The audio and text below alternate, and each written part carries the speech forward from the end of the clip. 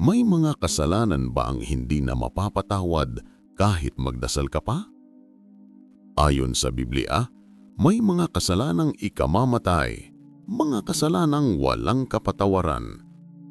Alamin natin ngayon kung ano-ano ang mga ito ayon mismo sa tunay na aral ng ating Panginoong Hesukristo. Unang Juan 5:16. Kung makita ng sino man na ang kanyang kapatid ay nagkakasala ng kasalanang hindi ikamamatay, ay idalangin siya at bibigyan siya ng Diyos ng buhay.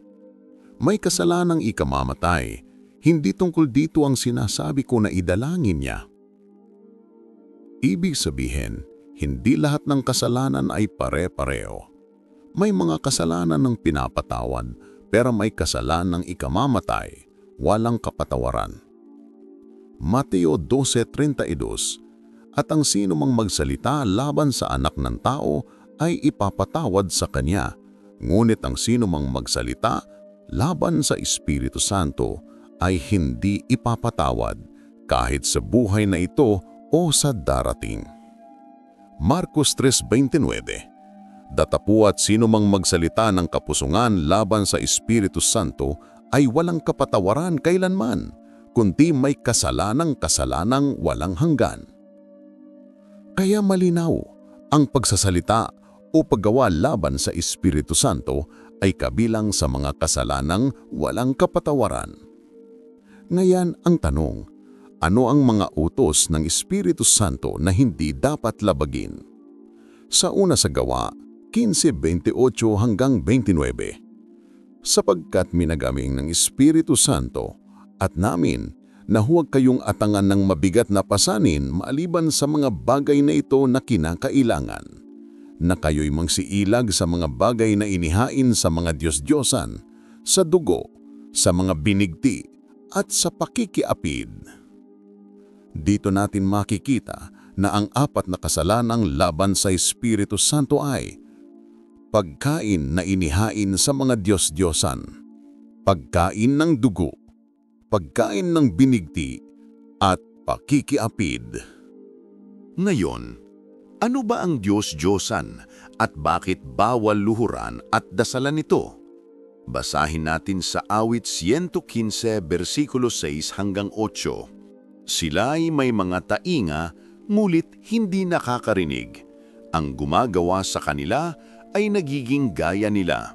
Gayon din ang lahat ng tumitiwala sa kanila.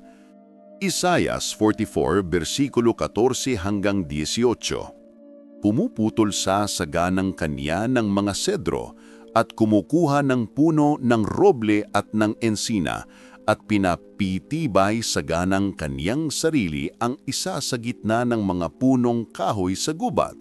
Siya ay nagtatanim ng puno ng abeto at yaoy kinakandili ng ulan.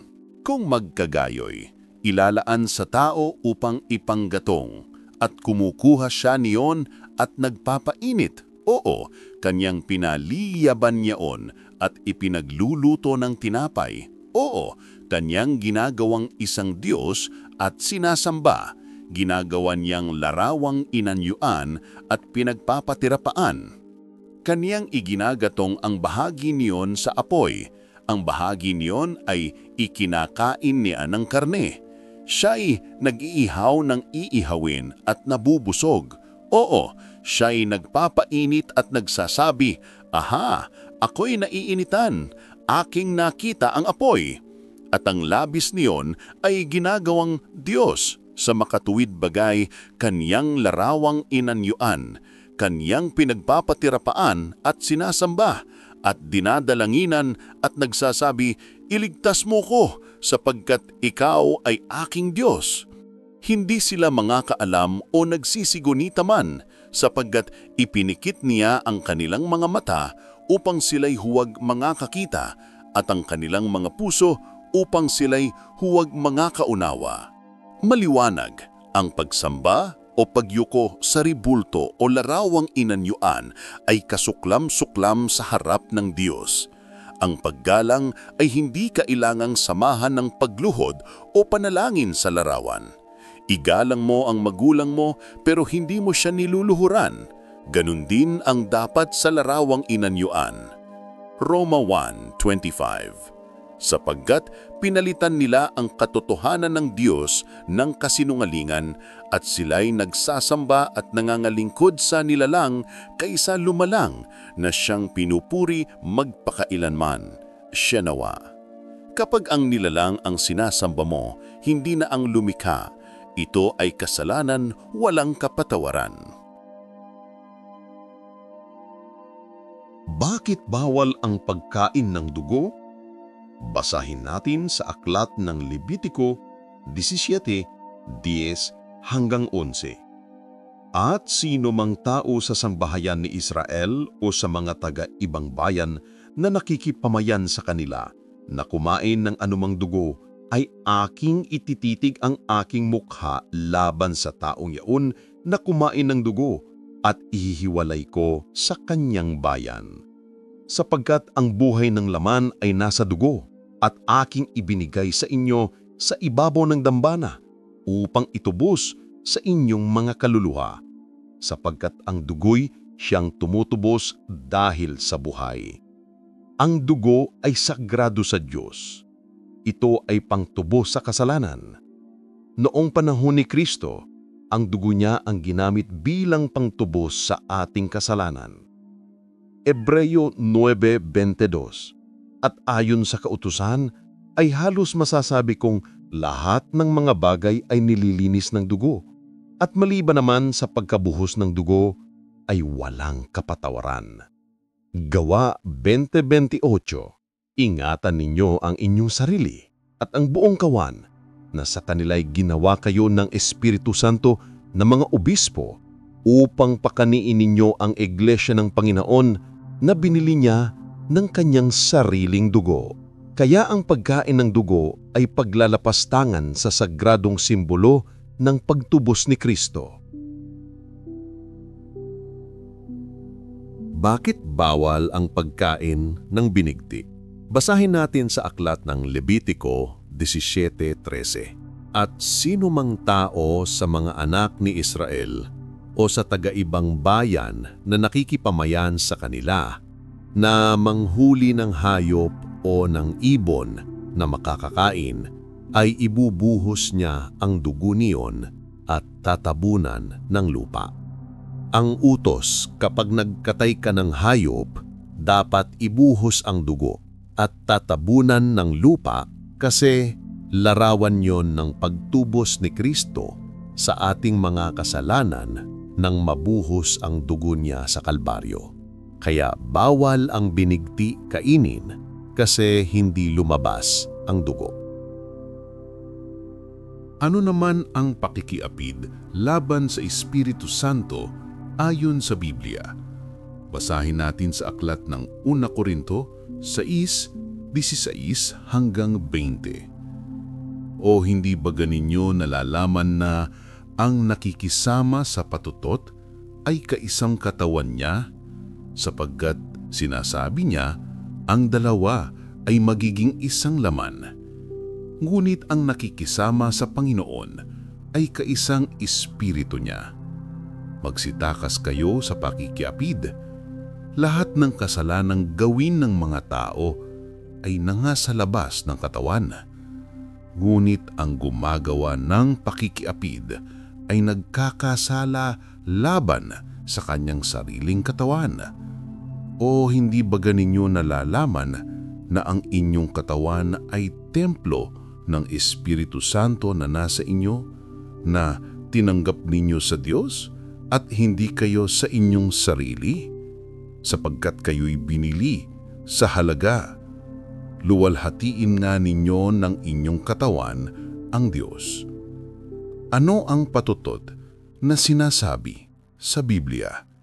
Basahin natin sa aklat ng Apokalipsis 17:5.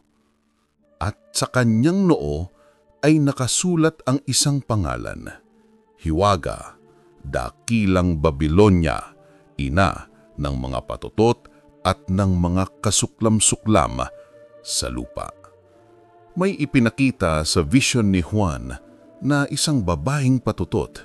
Ito ay hindi literal na tao, Ito ay religion na mali. Kung balikan natin ang Apokalipsis 17:2, na siyang pinakiapiran ng mga hari sa lupa at ang mga nananahan sa lupa ay nalasing sa alak ng kanyang pakikiapid. Apokalipsis 17:18. At ang babaeng iyong nakita ay ang dakilang bayan na naghahari sa mga hari sa lupa. Maliwanag na ang dakilang Babilonya ay maling relihiyon na nakaimpluensya sa mga hari at mga bansa. Kaya ang mga Kristiyano ay hindi nakikisama sa mga gawain ng ibang relihiyon. Hindi sila nakikipagprosesyon o sumasama sa piyesta. Kapag nasa tunay na iglesia ka na ng Diyos, hindi ka na dapat makisama sa mga maling gawain ng maling relihiyon. Yan ay pakikiapid na sa Espiritu Santo. Kasi sa spiritual symbolic, ang asawa ng iglesia ay si Kristo. Kaya kapag lumuhod ka sa mga Diyos-Diyosan, sumama ka sa mga ritual, sa piyesta, prosesyon, nakikiapid ka na nun. Basahin natin sa 2 Korinto 11:2. Sapagkat ako'y naninibugho tungkol sa inyo ng panibughong ukol sa Diyos, sapagkat kayo'y aking pinapag-asawa sa isa upang kayo'y maiharap ko kay Kristo na tulad ng dalagang malinis. Pero pwede ka tumulong sa ibang relihiyon kung sila'y nangangailangan, magbigay ng pagkain, painumin, magpahiram. Pero kung yayayain ka sa mga gawain sa kanilang relihiyon, magkakasala ka na noon laban sa Espiritu. Dapat mong iwasan. Ayon sa Biblia, ito ang 4 na kasalanang laban sa Espiritu Santo, ang mga kasalanang walang kapatawaran. 1. Pagkain ng inihain sa mga Diyos-Diyosan. 2. Pagkain ng dugo. 3. Pagkain ng binigti. At 4. Pakikiapid.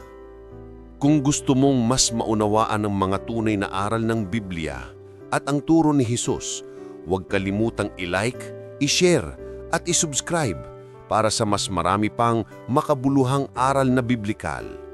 Tandaan, ang tunay na kaalaman ay hindi lang sa pakikinig, kundi sa paggawa.